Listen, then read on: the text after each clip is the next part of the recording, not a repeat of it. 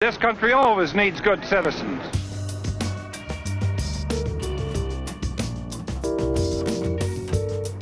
This is George Turner for the iCitizenForum. We're in Philadelphia. We're going to go and speak to Diana Mutz, who is a professor of political communications at the University of Pennsylvania, expert on deliberative democracy and how different forms of communication affect the political process.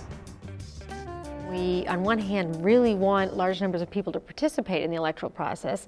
On the other hand, we also want them to make well-considered decisions that do take into account opposing perspectives and so forth. And one of the disturbing things that we find in political psychology is that if you really want to encourage people to get politically involved, not just to vote, but also, to become more actively involved in the process, what you really need is a social environment that surrounds them with like-minded others. People who tell them that they're absolutely right and that anybody who doesn't agree with them is perfectly evil, and we have to get this job done or else. So you need to create a sense of urgency and a sense of mutually supportive relations in order to get people to involve themselves in collective action like that.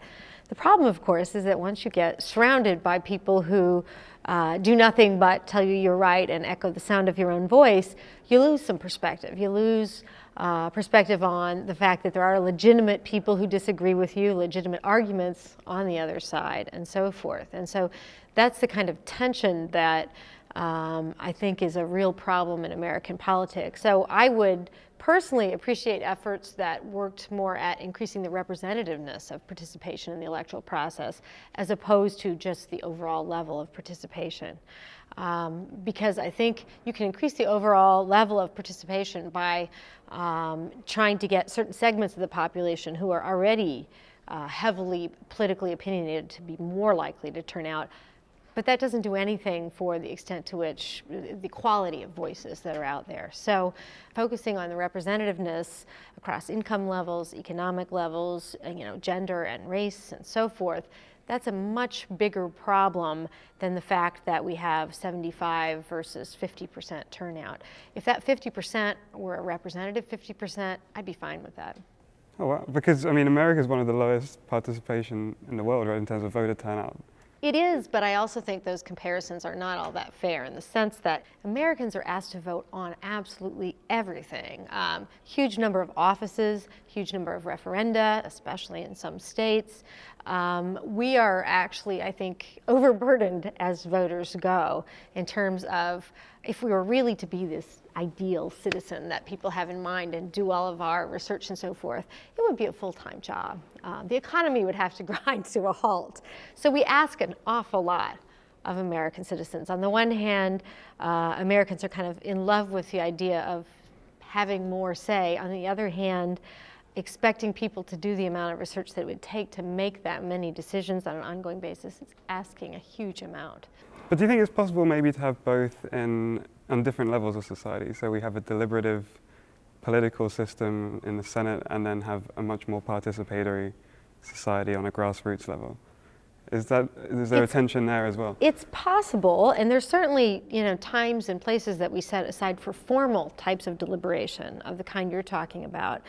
But if you're talking about ordinary, everyday people hearing about political ideas that disagree with their own, that's increasingly unlikely, simply because people have more choice than they ever have in the past.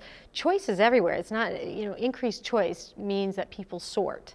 They sort themselves into more like-minded kinds of communities. They sort themselves into more like-minded kinds of media as well. So whenever you give people increased choice, they use it to find other people like them. And I think that's a lot of what we see going on.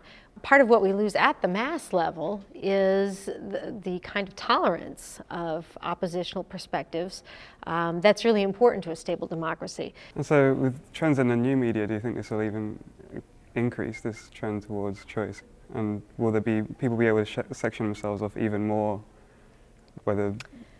I think it's possible. We're seeing some of that happening already, but it's a little too early, I think, for the kind of dire predictions that you get some places. In my own research, what we found about people's use of the internet for things like political discourse, we find that when they go to a political site, a discussion board, a chat room, and so forth. It's absolutely very homogeneous, and it's great. People are spurring one another on to take part politically and so forth, so it's great for participation. Where they're getting exposure to conflicting political perspectives on the web, it's not in the ones that are labeled as political. It's in sports chat rooms. It's in hobby and leisure activity kinds of things.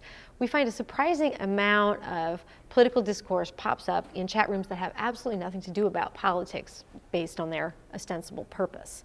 So like the Philadelphia Eagles exactly, chat but room. what comes up when you talk about Philadelphia Eagles? Well, race comes up. All kinds of interesting political issues come up. But just like voluntary associations that people join in face-to-face situations, there are reasons that you come together with other people that don't have anything to do with politics. And that's where I think the Internet's important contribution will actually be.